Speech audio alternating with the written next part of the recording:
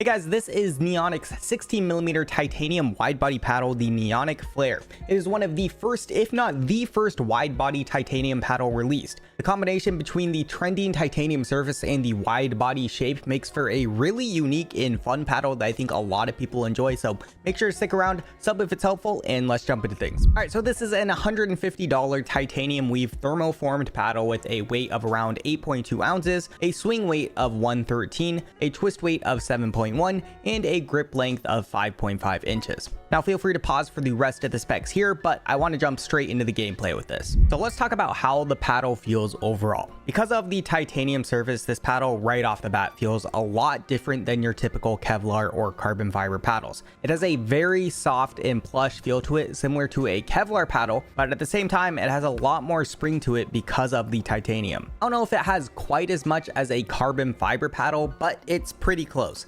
Additionally, while the titanium weave does make for a soft paddle in general, that combined with the wide body shape just gives it that much more of a plush feeling. The bread and butter Shogun, for instance, another titanium surface paddle, feels fairly soft as well, especially as an elongated paddle, but you can definitely feel the difference between the two from just the shape alone. Like, this is noticeably softer still, but it also doesn't stop it from packing a punch either, which is what I'll get into now, the power. Now, even though this has a soft feel to it, the Flare can still generate a solid amount of pop and power, especially for a 16mm paddle. Drives felt surprisingly good, which is almost never the case for wide body paddles for me. Things like volleys and overheads also felt really nice, and I also had no issues at all with either of these things in my gameplay. In fact, there were even times where I was genuinely honestly shocked at how much power I was really able to get with it. After all, it is a wide body 16mm paddle. This is supposed to be the worst part of its game, and it's almost not. It's honestly impressive that a paddle so soft can produce so much pop and power, and it's because of this that I really do think titanium will continue gaining more and more popularity. It's also worth noting that this is a bit top heavy as well, which also helps with that driving force and power. All that said, I don't want to be unrealistic here. This is by no means one of the hardest hitting power paddles on the market, but it's also nowhere near the weakest paddle, which again is just a huge win for a paddle built the way that it is. Anyways, overall for power, I would give it a 7.5 out of 10, and for pop, I would give it a 7 out of 10. Again, just really impressive for a wide body. All right, on to control. So this is definitely one of the expected stronger parts of this paddle, and well, yeah, it's good. As a 16mm wide body paddle, this is a very solid paddle for the control game. Drops felt very good with it, and it took almost no time to warm up to as well. Like, right when I started using it, I felt like I could consistently play the soft game, which was really nice. Dinks also felt pretty good, and even though I don't personally prefer dinking with a wide body paddle, I still felt pretty comfortable using it. That said, I have to say the springiness that the titanium surface brings can make things a little tricky to adjust to with dinks. The soft feeling that it gives kind of tricks you into thinking that the ball won't spring off as much, but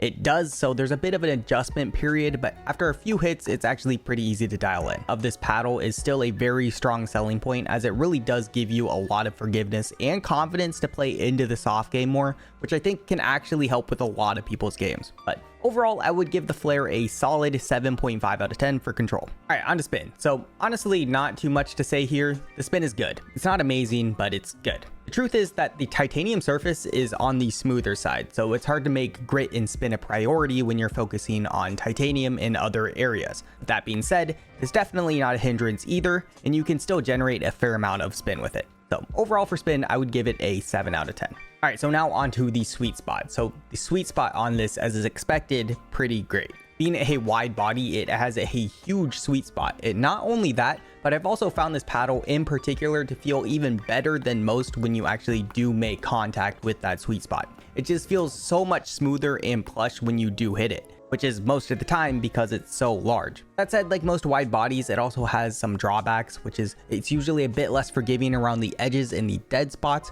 but honestly, I think it's fine for the most part. Even when I did hit an edge, it didn't feel great, but it usually came off fine, so I'm still pleasantly pleased with it.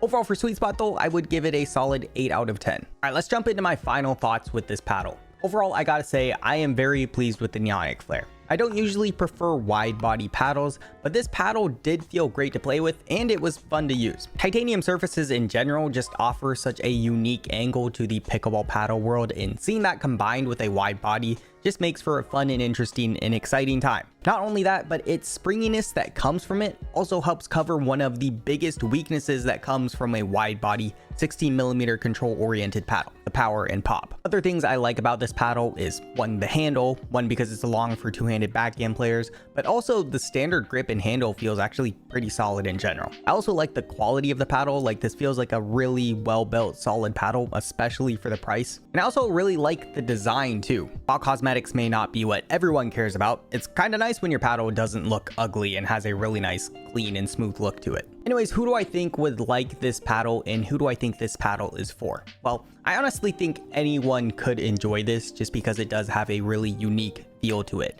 But I specifically think this will be a big hit for people who like wide body paddles, but have always struggled to generate that extra power or pop, or have felt like they've started falling behind in that area with all these new hard-hitting paddles being released. If you really like control type paddles but want to hit a bit harder and have a bit more pop, I think this paddle could be perfect for you. I also think this could be perfect for defensive type players as well, which is one thing I forgot to mention earlier. Just because of how wide it is and because of how soft it is still too. It makes it really easy for resetting blocks as well as just blocking in general. But yeah, that's pretty much all I got. This is a very fun paddle to use, so maybe go check them out. These paddles officially released today, September 10th at 12 p.m. PST, and if you're interested in getting one, you can also get a small discount using my code. But otherwise, thank you so much for watching. Please consider subscribing if any of this was helpful, and I will see you next time.